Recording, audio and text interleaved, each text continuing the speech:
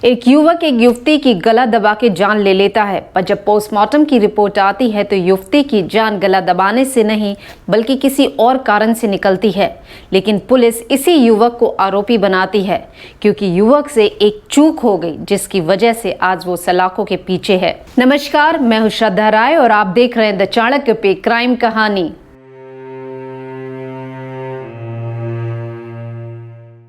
2 फरवरी 2015 उत्तर प्रदेश की राजधानी लखनऊ के एक इलाके शहीद पथ के पास कुछ कुत्ते सुबह के 7 बजे हुए थे जब एक बोरी को मिलके नोच रहे थे।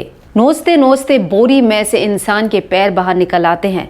ये नज़ारा वहां से गुजरने वाले लोगों ने देखा और तुरंत ही पुलिस को इन्फॉर्म किया। पुलिस जगह पे पहुंचती है और जैसे तैसे करके कुत्तों से उन पैरों को अपने कब्जे में ले लेती है। पुलिस अब आसपास के इलाकों में भी छानबीन करती है, तभी उन्हें झाड़ियों में से एक और बोरी मिलती है जिसके अंदर कटे हुए सर के साथ साथ उन्हें 2 हाथ भी मिलते हैं। पुलिस जैसे तैसे करके पूरे अंगों को जोड़ती है तो पाती है कि ये एक युवती का शव है और उसे हॉस्पिटल भेज देती है, क्योंकि एक दिन पहले ही यानी कि 1 फरवरी 2015 को गौरी श्रीवास्तव की मिसिंग कंप्लेंट पुलिस स्टेशन में रजिस्टर हुई थी। इसीलिए पुलिस गौरी के माता पिता को इन्फॉर्म करती है कि उन्हें एक शव मिला है, हो सकता है कि वो उनकी बेटी का हो। इसलिए पहचान करने के लिए वो हॉस्पिटल पहुंचे। जैसे ही गौरी के माता पिता हॉस्पिटल पहुंचते हैं और उस शव को देखते हैं तो वो फूट फूट के रोने लगते हैं क्योंकि वो शव उनकी बेटी गौरी का ही था। गौरी श्रीवास्तव एक 19 साल की लॉ की स्टूडेंट लखनऊ के अमीनाबाद इलाके में अपने परिवार के साथ रहती थी। परिवार में उसके पापा शिशिर श्रीवास्तव जो कि एक इंटीरियर डेकोरेशन की शॉप चलाते थे और वहीं पर उसकी माँ तृप्ति श्रीवास्तव एक हाउसवाइफ थी।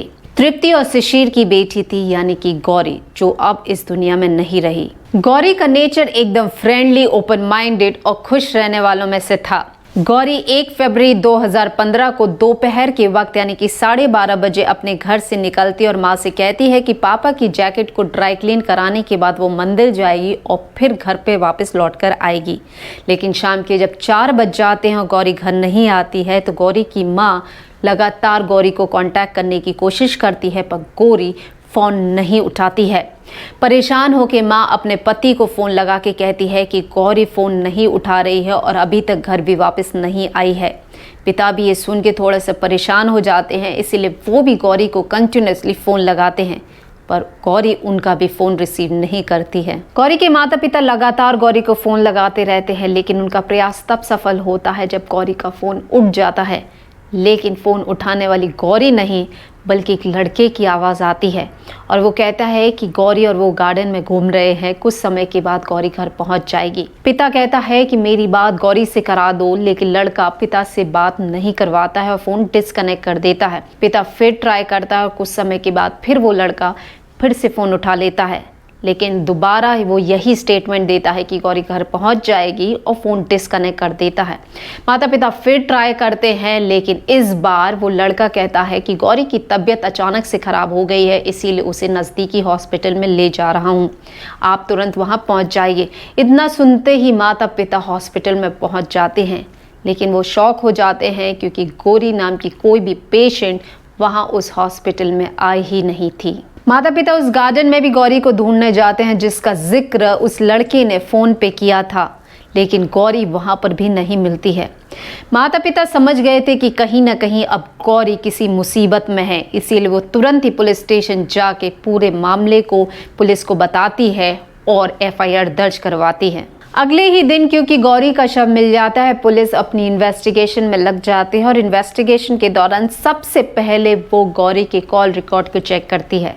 कॉल रिकॉर्ड से पुलिस के हाथ में कुछ भी नहीं आता है क्योंकि ज़्यादा से ज़्यादा कॉल गौरी के माता पिता ने ही गौरी को लगाए थे। इसके बाद वो गौरी की लास्ट लोकेशन चेक करते हैं जो कि तेलीबाग निकलता है। गौरी के माता पिता पुलिस को बताती है कि तेलीबाग में ना तो कोई उनका रिश्तेदार है, ना पहचान वाला है और ना ही गौरी के कोई दोस्त उस इलाके में रहते हैं।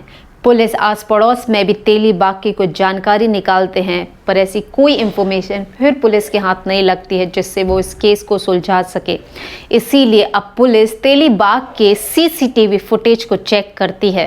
पुलिस को ये तो पता चल जाता है फुटेजेस देखने के बाद कि गौरी किसी लड़के के साथ बाइक पे बैठ के गई थी, पर क्योंकि लड़के ने हेलमेट लगा रखा था और सीसीटीवी फुटेज भी इतने क्लियर नहीं थे जिससे गाड़ी का नंबर पता चलता, तो पुलिस के पास फिर कोई जानकारी यानी कि ठोस जानकारी हाथ नहीं लगती है। जैसे तैसे वो गाड़ी का मॉडल पता करते हैं और आरटीओ की मदद से ये ट्रैक कर पाते हैं कि हिमांशु नाम का लड़के के साथ गौरी उस दिन बाइक पे बैठ के गई थी। हिमांशु एक 23 वर्षीय राजस्थान यूनिवर्सिटी से बीकॉम प्राइवेट पढ़ाई कर रहा था और साथ में ही वो एसएससी की कोचिंग भी ले रहा था। पुलिस उसके घर पे पहुंचती है पर घर पे उसे कोई नहीं मिलता है। जानकारी के हिसाब से घर के सभी लोग बॉम्बे गए थे पर हिमांशु शहर में ही था। देर सवेर पुलिस हिमांशु को गिरफ्तार करती है और उससे पूछताछ करती है। पूछताछ के दौरान हिमांशु ये कबूल कर लेता है कि उसने ही गौरी की जान ली है। हिमांशु के अनुसार 2014 में उसके कॉमन फ्रेंड के थ्रू गौरी से उसकी दोस्ती हुई। गौरी काफी फ्रेंडली नेचर की थी और उसके कई बॉयज फ्रेंड भी थे, पर गौरी कभी भी हिमांशु से फिजिकली नहीं मिलती थी। उसकी जो भी बातचीत होती थी या तो फ़ोन पे होती थी या चैट के थ्रू होती थी। लगभग 1 साल बीत गया था और जनवरी 2015 में हिमांशु के माता पिता बॉम्बे जाने वाले थे। हिमांशु को लगा ये बहुत अच्छा मौका है क्योंकि घर में कोई नहीं रहेगा, तो वो अपनी दोस्त जिसे अब वो पसंद भी करने लगा था गौरी को अपने घर मिलने के लिए बुला सकता है।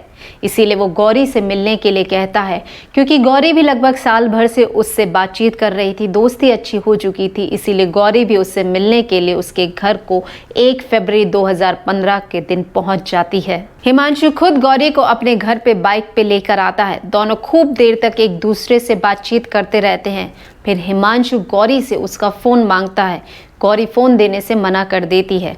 इससे हिमांशु को गुस्सा आ जाता है और वो ज़ोर ज़बरदस्ती करके गौरी से उसका फ़ोन छीन लेता है। हिमांशु गौरी से ज़बरदस्ती करके उसके फ़ोन का पासवर्ड भी उससे ले लेता है और जब वो फ़ोन खोलता है तो वो ये पाता है कि गौरी ने अपनी फ़ोटोज़ किसी मेल फ्रेंड को भी भेजी है, जिसकी वजह से हिमांशु को और भी ज़्यादा गुस्सा आ जाता है।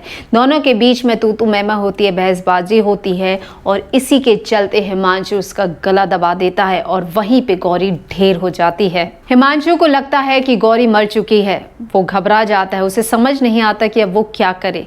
वो थोड़ी देर के बाद अपने घर से बाहर निकल जाता है, अपने दोस्त को बुलाता है। घर के बाहर ही दोनों दोस्त बैठ के बातचीत करते रहते हैं।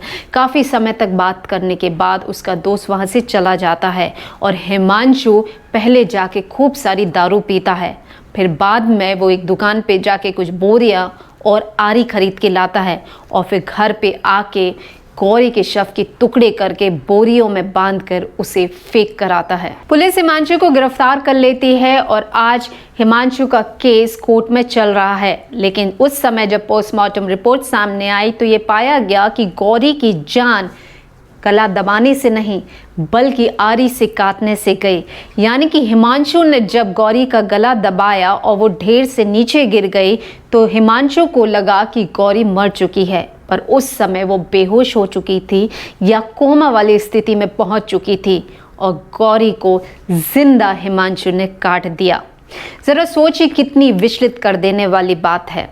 पर इससे भी ज़्यादा गौर फरमाने वाली बात ये है कि सुबह के वक्त जब कुत्ते उस शव को नोच रहे थे, छीन रहे थे एक दूसरे से, अगर वहाँ पे चलने वाले लोगों ने ये जानकारी पुलिस को नहीं दी होती तो शायद गौरी के माता पिता को ये कभी पता नहीं चल पाता कि उनकी बेटी के साथ क्या हुआ।